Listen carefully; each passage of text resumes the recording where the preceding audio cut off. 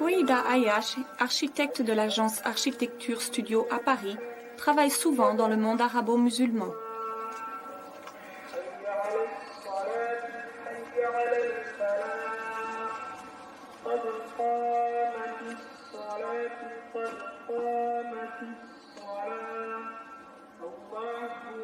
L'espace d'une ville d'Orient, d'une ville dans le Golfe, le son est extrêmement important. Par rapport à nos idées, à nous, sur la ville européenne, où c'est quand même la masse, le bâti qui construit. La base qui constitue une unité de ville, c'est la portée de voix du muezzin dans la mosquée. Et cet intervalle de son était l'unité de mesure pour implanter les mosquées et pour que toutes les parties de la ville puissent, à l'unisson, vivre au rythme de la prière.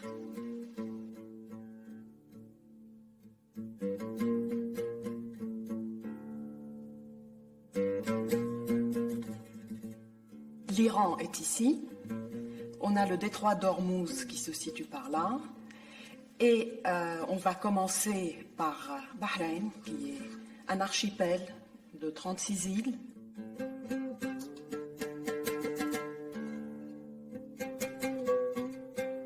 Donc ça, c'est l'île principale de Bahreïn qu'on esquisse ici.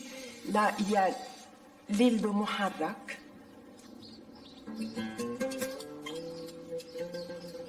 Muharrak était l'ancienne capitale du Bahreïn au XIXe siècle, donc à l'époque de la grande prospérité du commerce de la perle. Et nous allons visiter la maison du cheikh Issa, qui était le gouverneur de Bahreïn à l'époque. Les prises d'air qui sont nécessaires pour la ventilation sont systématiquement protégées par des moucharabiers, ici en bois, pour éviter qu'on puisse voir l'intérieur de la maison à partir de la rue.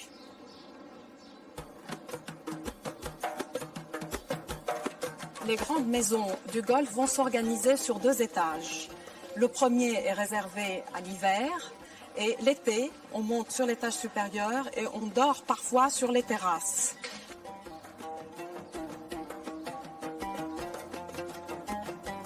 Et autour de ce patio, qui est là le patio de la famille, s'organise donc la vie quotidienne. Là, le puits, qui est un élément extrêmement important, bien sûr, puisque l'eau est très rare. Et ensuite, un élément très important qui est le majlis. Le majlis, c'est le salon.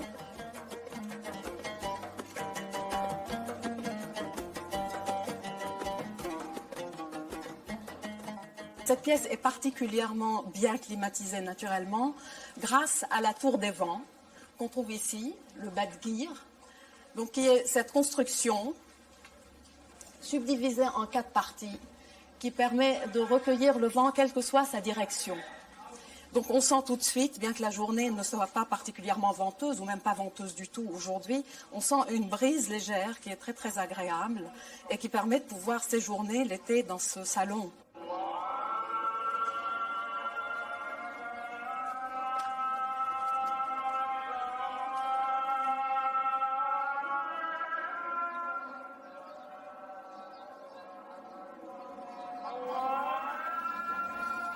Ce pont relie Muharrak, l'ancienne capitale, à la nouvelle Manama. Manama se trouve sur Bahreïn, l'île principale de l'archipel. Aujourd'hui, la ville est vraiment entre les deux. C'est-à-dire, vous avez Al-Manama, qui a 2 rings principaux, 2 liaisons aujourd'hui qui se passent avec Muharrak, une 3e en cours de construction, et ensuite il y a quelque chose qui est très important, qui est cette grande boucle qui va traverser et aller en Arabie Saoudite.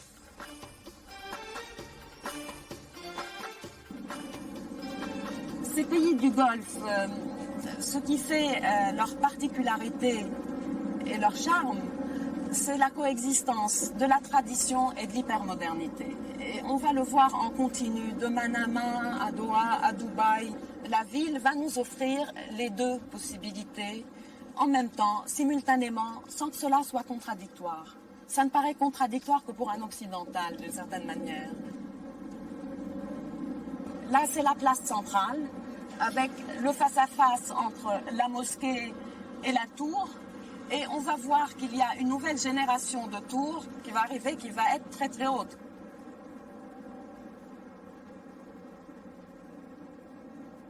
Les nouveaux buildings aujourd'hui, ils prônent la légèreté et la transparence, sachant qu'à l'intérieur, évidemment, tout est climatisé et que finalement, la question de l'enveloppe et la masse de l'enveloppe devient une question facile à résoudre.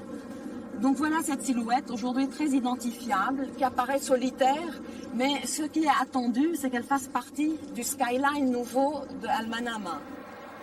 Le long du littoral, sur la corniche, la voie express coupe l'accès au front de la mer.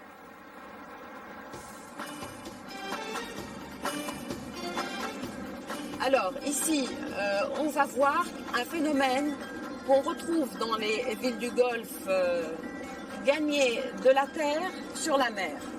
Les eaux du Golfe Persique ne sont pas très profondes et on peut relativement facilement combler et élargir à chaque fois la bande de terre.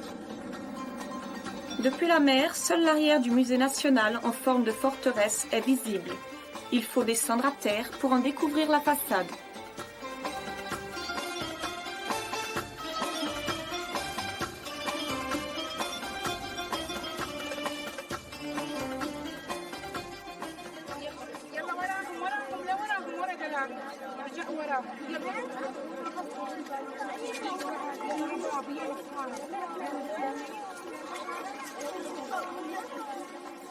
La place du musée est un véritable espace public ombragé, agréable à vivre, grâce à cette transposition du moucharabieh traditionnel en métal, c'est-à-dire en écriture contemporaine. Dans cette partie-là, nous avons étudié le projet du Théâtre national.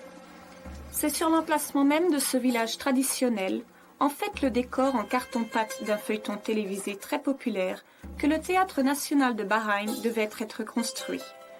Le projet d'architecture Stusieux se propose de rééquilibrer cet espace où existe déjà le musée national et de faire du théâtre un bâtiment reconnaissable de loin.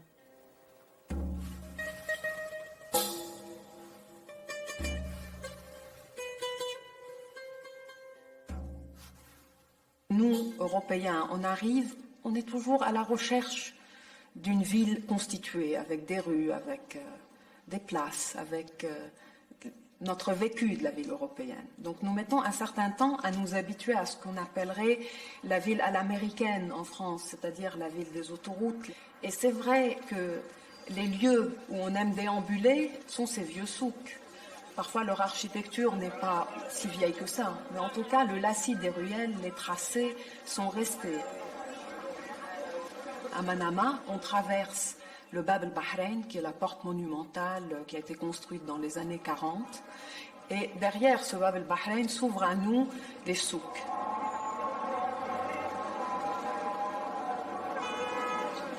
La ville d'Orient, il faut toujours l'imaginer en termes de grouillement, en termes d'ajout, de vie, d'improvisation. Et il y a une poésie à cela.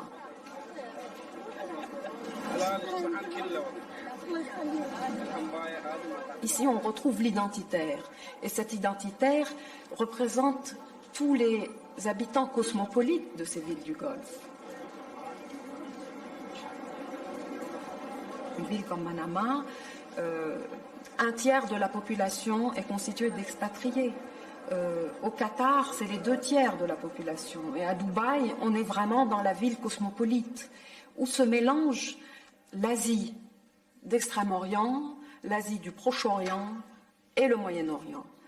Donc se promener dans cette partie de la ville de Manama vous fait découvrir à la fois un quartier iranien avec une mosquée chiite, vous fait découvrir des quartiers au parfum de Bombay avec des odeurs de curry, d'épices. Vous regardez cette architecture, elle n'est pas toujours superbe, mais de temps en temps émergent de vieux bâtiments qui auraient pu être dégagés, qui auraient pu être réhabilités. Mais finalement, ils ont plus de poésie, d'être égarés quelque part.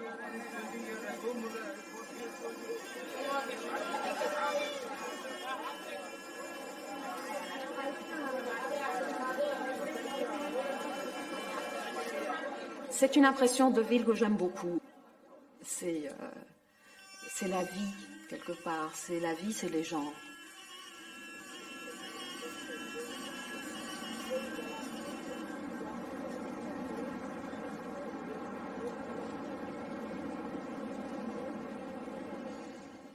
Doha,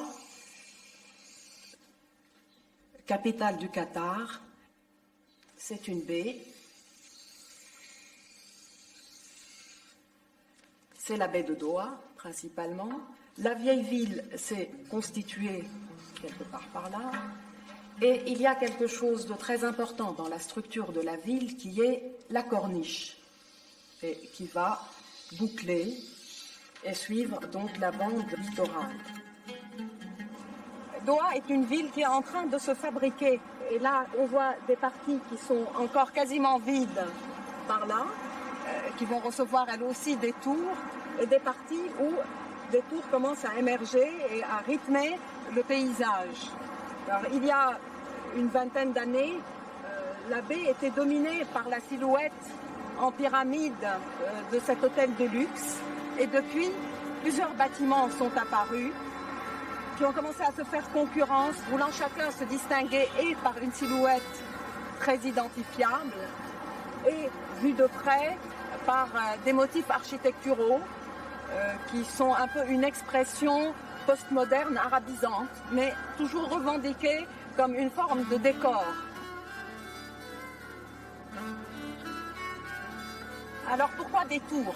Alors ce qu'il faut redire à propos des villes du Golfe, c'est que la position en front de mer est extrêmement importante.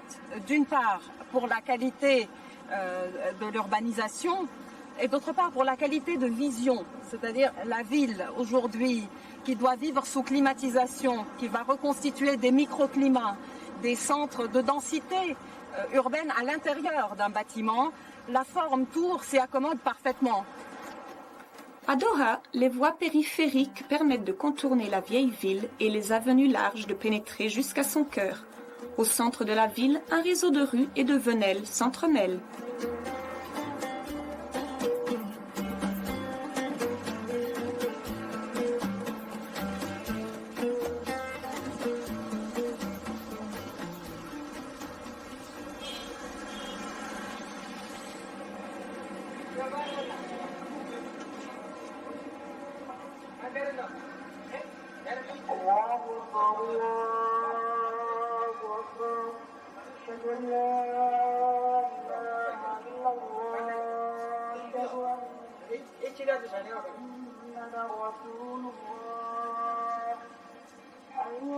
Nous sommes au cœur de la vieille ville de Doha.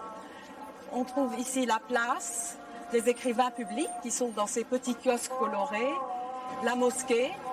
Et devant cette place, on a cette galerie couverte qui est agréable du point de vue climatique. Et on comprend la fonction de ces ancêtres du shopping mall que sont les marchés couverts dans ces pays extrêmement chauds. Et le rôle de cette galerie qui à la fois nous met dehors dans la ville, mais à l'abri. Ici, dehors, il fait 50 degrés. Là, nous avons un bon 35 degrés qui est très confortable.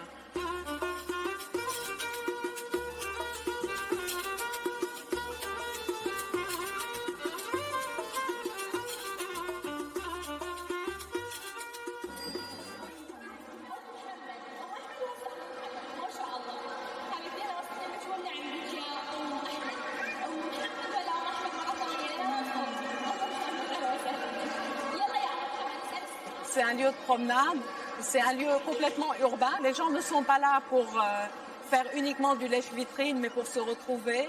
Et on a une sorte de ville sous atmosphère climatisée qui se développe. D'ailleurs, ça s'appelle City Center et ça porte très bien son nom. On peut noter à quel point ce lieu est hyper moderne.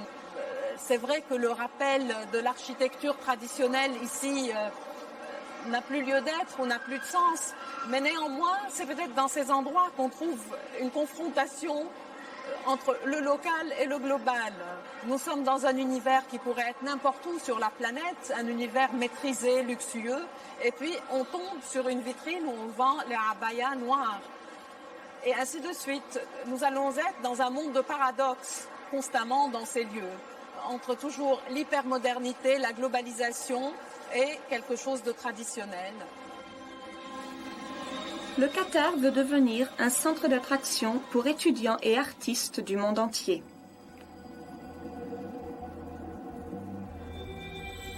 C'est l'architecte japonais Arata Isozaki qui a dessiné ce bâtiment de l'université de médecine Weill Cornell.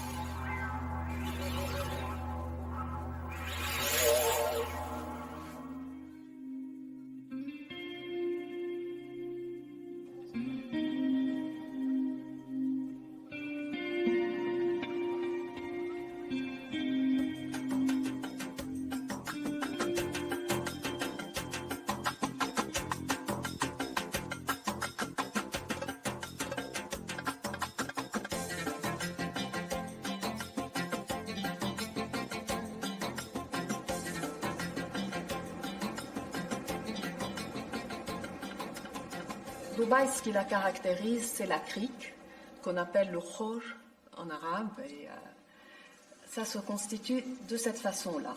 Là, on a le cap, le ras. Donc, l'eau rentre très profondément à l'intérieur de la ville. Et nous avons ici cette crique.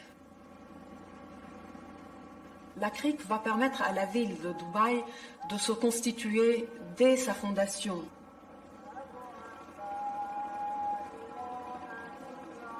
Les premières urbanisations se situaient ici. La plupart des bâtiments de la vieille ville en restauration aujourd'hui remontent au XIXe siècle.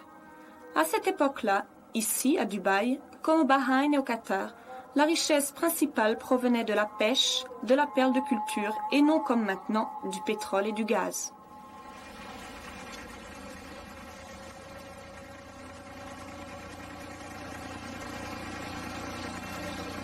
Nous sommes sur ce qu'on appelle la Abra, le passage, qui est le moyen de traverser entre pour Dubaï, qui est ici, et Deira, qui est sur l'autre rive, qui a existé depuis la nuit des temps. Derrière ce front de construction se développent les souks de Deira. Donc on va avoir le souk de l'or, le souk des épices, d'autres souks aussi.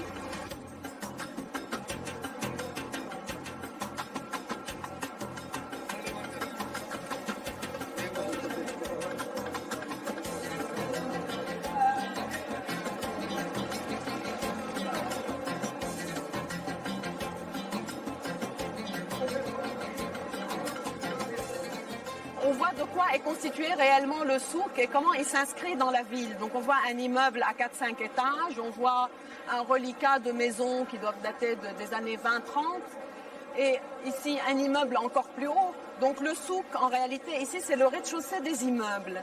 Mais ce qui donne cette apparence de souk couvert qu'on peut trouver dans d'autres villes d'Orient, c'est cette structure qui a été rapportée et qui redonne l'échelle. On n'aurait pas ça, on serait dans une rue comme on peut en voir d'ailleurs au bout, où les bâtiments des années 50-60 vont voisiner avec des vieux bâtiments avec leur tour avant, etc.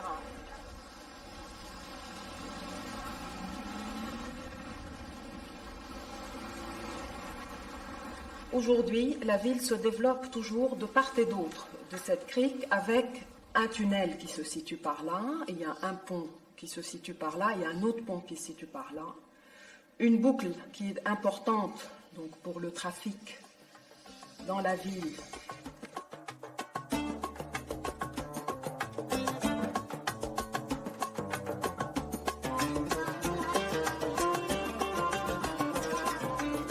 Il y a un axe important de développement de Dubaï qui est l'avenue du Cheikh Zayed qui va se faire dans cette direction-là. Le Cheikh Zayed est le père fondateur des Émirats arabes unis. Et ce qui est très très intéressant, c'est d'abord ce travail sur le changement de lumière, c'est-à-dire tous ces verres sont des verres qui vont changer de teinte selon les heures de la journée, et puis ces tours ne sont pas comme des masses. Il y a tout un jeu de verticales qui les rend beaucoup plus élancées et qui finalement pourrait nous faire croire qu'elles sont beaucoup plus hautes qu'elles ne le sont en réalité.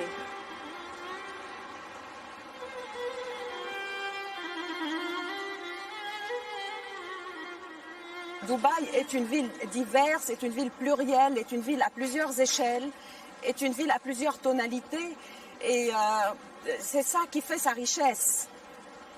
C'est davantage ça que l'intérêt d'un bâtiment particulier.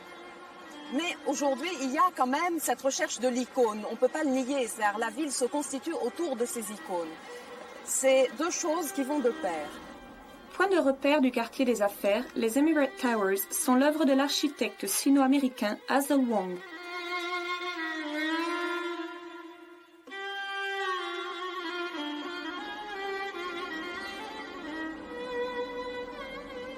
Il y a un autre axe qui va suivre le littoral. Toute cette partie-là va être dédiée aux loisirs. Et c'est là qu'on va avoir les hôtels des plus futuristes aux plus traditionnels.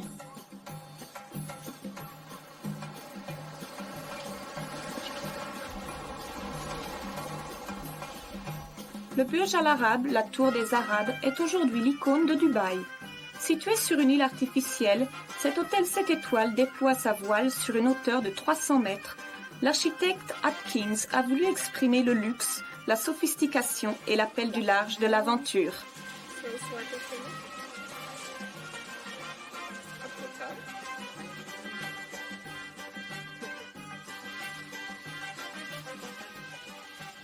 On peut tout de suite se rendre compte du contraste qu'il y a entre l'extérieur très épuré, avec cette grande voile qu'on voit de loin, blanche, et l'intérieur qui est doré, rouge, miroitant, des aquariums, un bassin. On voit que partout, vraiment tout est réuni pour faire un univers complètement de synthèse, un univers où on se dispute le plus, le toujours plus, le clinquant aussi un peu quand même. Tout l'or est vrai, m'a-t-on dit. Donc c'est du vrai, mais c'est une véritable mise en scène. C'est ce qu'on pourrait appeler par un monosyllabe le waouh. Architecture qui est quelque chose mondialement connu. En termes de forme, il est clair que cette voile, quelque part, c'est elle qui crée l'emblème du projet. Et ensuite, il y a la partie qui peut finalement changer avec la mode. On peut imaginer qu'aujourd'hui, ça plaît parce que c'est comme ça, mais que dans 10 ans, il y aura une autre décoration. C'est vraiment de la décoration.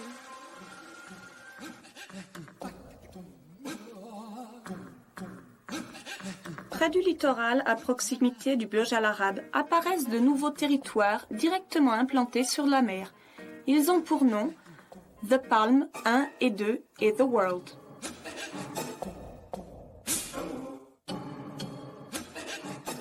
Ici, on a l'impression qu'avant tout, il faut faire un projet qui puisse devenir très célèbre, c'est-à-dire que les médias en parlent.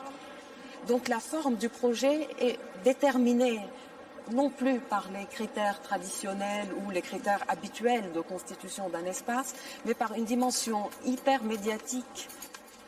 Ces projets sont tellement titanesques qu'ils prennent en compte la reconfiguration du littoral, des eaux. Donc nous sommes vraiment dans une entreprise où l'artefact atteint un sommet. L'extraordinaire, l'extravagant atteint un sommet. Et tout cela, pourquoi? Qu'est-ce que c'est que cette Dream Factory, cette usine de rêve? Sinon, une manière d'amener, par la célébrité du projet, une manière de dire venez à Dubaï, venez ici. Ces projets titanesques à Dubaï, comme au Bahreïn et au Qatar, requièrent l'emploi de nombreux ouvriers.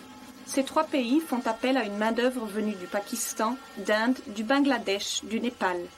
Mal payés, ces ouvriers sont regroupés dans des lotissements où ils vivent bien souvent dans des conditions précaires.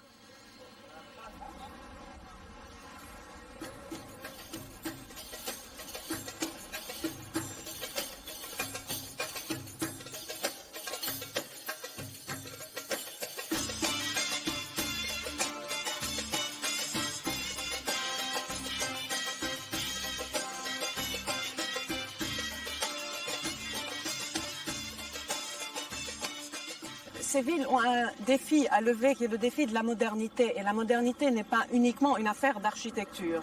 La modernité est aussi une affaire de société.